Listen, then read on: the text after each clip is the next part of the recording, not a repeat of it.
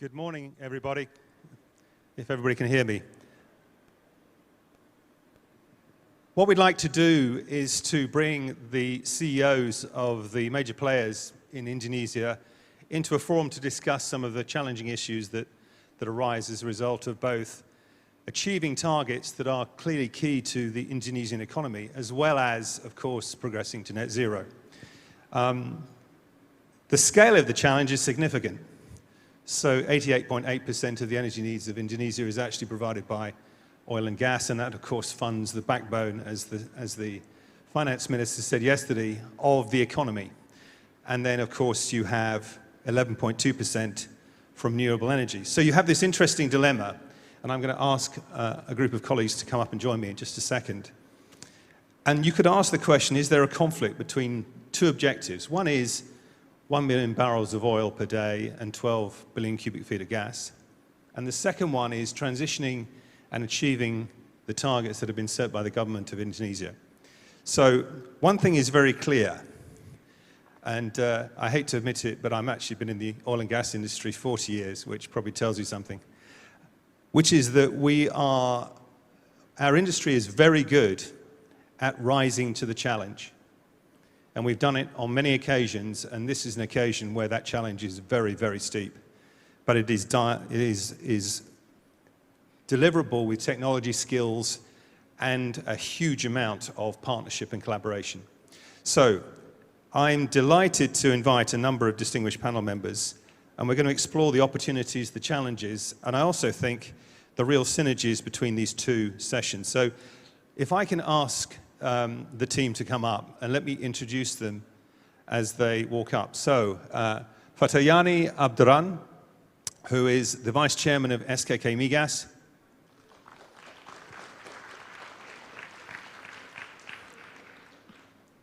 Budiman Pahusip, who probably has been on this platform more than anybody else this week, and has been kind enough to contribute to this session. Hatiza Haida Said, who I think is joining us actually remotely. Is that correct? Yep. We then have Ronald Gunawan, who's President Director of Medco EMP. Diego Portuguesi, who is the Managing Director for ENI, the global supermajor, and is their Chief Representative in Indonesia. And now I'm going to have to stand up so I can actually read the names. Here we go. Thanks. Yuzeni bin Metz Youssef, who has recently moved, I believe, from Petronas in Malaysia and joins us, I think, in his first week. So welcome to Indonesia and the new position. He is the country head of Petronas Indonesia. Gary Selby, who joins us. And Gary has an interesting set of roles, apart from being president of the Indonesian Petroleum Association. He is also the principal director of Premier Oil in Indonesia. And interestingly enough, is one of the first members of a private equity funded business that is now investing within the country. We also have, I believe, Aduas Alwindo, who's director and CFO of PT Energy. I believe he is joining us. Hi, good morning. Okay. Right, well, let's start. What I thought we'd do is just give a bit of context in terms of what's been achieved, because I think we all need to recognize that this is a marathon, not a sprint. And so if I can have the first slide, and what we're going to do, I'll just run through some of the key takeaways, and then we're going to go to a set of questions. And we've had a number of questions submitted, so we are going to have to keep it to 3 or 4 minutes per person, and I just ask you so that we can get through a raft of questions that have all been posed.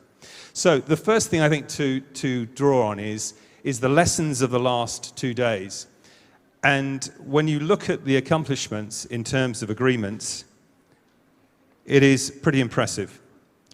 So I'm going to stand up so I can read this. So the government and all of the investors are committed towards incorporating clear decarbonisation targets into their agenda, which includes CCUS and also reducing emissions and flaring within the upstream.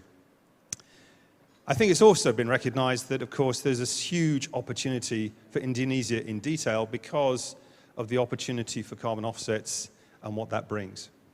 So that's the first one in terms of contributions to net zero, which is a great place to be. The second one, I think, and we'll get the team to talk about this, is the level of collaboration has increased dramatically. And it shows what happens when people work together.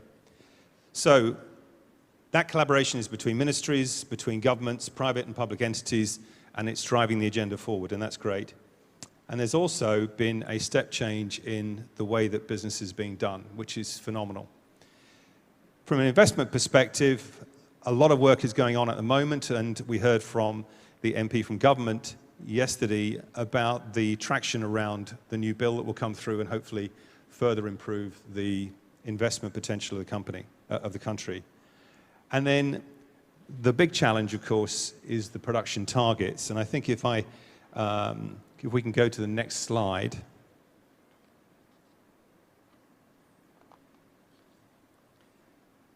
Okay, we have one extra slide. So this is progress from basically from 2021. You'll notice action plans in place, programs are being delivered, so the charters that form part of the regulator house of aspirations to get to 1 million barrels a day and 12 billion cubic feet of gas are moving forward with those two additional items around unconventionals and low carbon initiatives, which is great. And then really progress on a number of fronts, whether it's in reserves replacement ratio, so that's the fundamental measure of the oil and gas business, reactivating existing well stock to improve production recovery, reducing the average permit process. So this is tremendous, which is 1.5 days, and also accelerating the process for authorizing expenditure. And all of these, together with a number of steps the government has taken to change the structure and incentives, are clearly having an impact. And then the last thing is tracking that performance openly so that you can have an open debate. So I think the next slide should be the production profiles. And I'd just like to point out a couple of things here. And I may ask Pak Fatah, if I may, just to make some comments after I just go through the slides. So you saw this slide, and it really sort of sets the story for production. On the left-hand side is oil production in thousands of barrels a day. Right-hand side is gas. There's a piece around improving the operational efficiency of the business, and that is just good for all seasons. There is a second piece around driving, in the case of oil, water flood and enhanced oil recovery. There is also transforming and speeding up, and this is what, for example, Budiman was talking about in terms of accelerating the way in which we can get resources into reserves and reserves into production. And then, of course, a significant proportion there in terms of exploration. And you see that in the gas side as well. And we talked about the importance of gas. So there are a number of questions that we've been posing, I think, since the beginning of the conference, which is, what is SKK Migas' strategy in supporting effectively investors to capture opportunities? What support could SKK Migas provide to navigate some of the challenges to achieve that goal? And then what is the contribution that the investors can make in terms of the integral part they play in the ecosystem in Indonesia? So let me stop there, and maybe I can hand over to Pak Fatah, if I may.